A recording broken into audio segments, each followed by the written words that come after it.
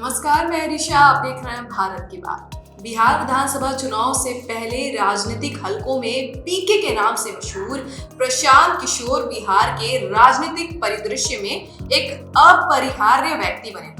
कभी भारत के सबसे चर्चित राजनीतिक रणनीतिकारों में से एक रहे प्रशांत किशोर ने जनसुराज नाम से एक पार्टी शुरू करके खुद को एक पूर्णकालिक राजनेता के रूप में स्थापित करने का प्रयास किया।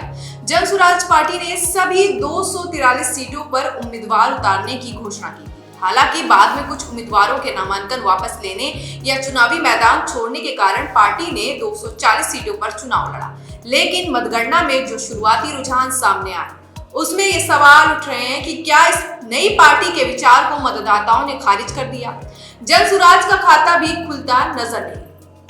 हालांकि यह ध्यान रखना जरूरी है कि जनसुराज एक नई पार्टी है और वो बिहार जैसे जटिल राजनीतिक परिदृश्य वाले राज्य में स्थापित पार्टियों के सामने चुनौती पेश कर रही थी। एग्जिट पोल के अनुमानों में भी जनसुराज पार्टी का प्रदर्शन उम्मीदों के अनुरूप नहीं दिख रहा।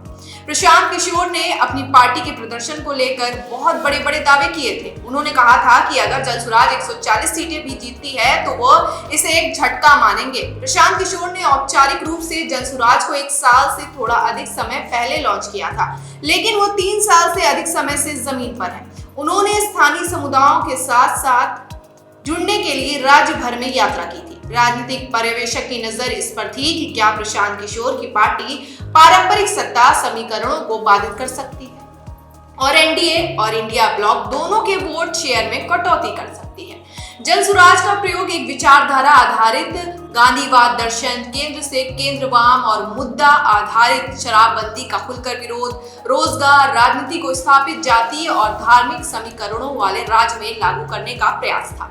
हालांकि संगठन की कमजोरी, सीमित ग्रामीण पहुंच और स्थापित दलों के दबाव के कारण ये जादू अपेक्षा के अनुरूप नहीं चल सका। बिहार की अधिकांश आबादी ग्रामीण है, लेकिन जनसुराज की पहुंच अभी भी उन इलाकों में सीमित रही।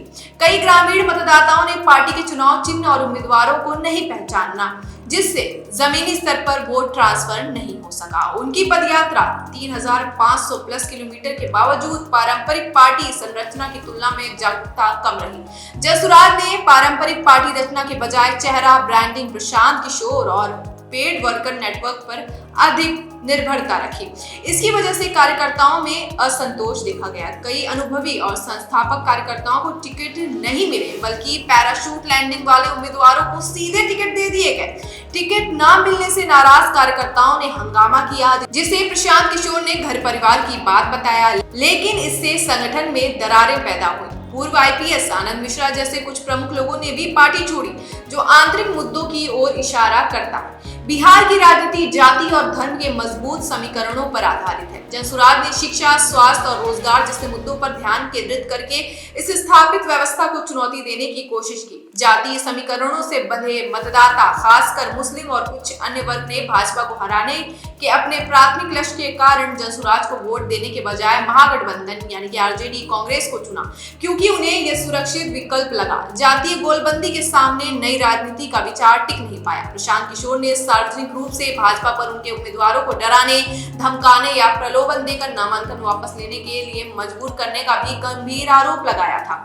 कुछ उम्मीदवारों ने वास्तव में अपने नामांकन वापस ले लिए, जिससे पार्टी की चुनावी गति को झटका लगा और यह संदेश गया कि स्थापित दल नई चुनौती को दबाने में सफल रहे। यह जनतंत्र की हत्या है, जैसा कि पीके ने कहा, लेकिन इसका सीधा असर पार्टी के चुनावी प्रदर्शन पर पड़ा।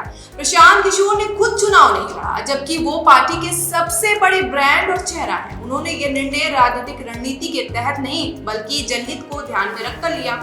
उनका चुनाव न लड़ना इस बात का संकेत हो सकता है कि पार्टी की सफलता केवल व्यक्तिगत विश्वसनीयता पर बहुत अधिक निर्भर थी।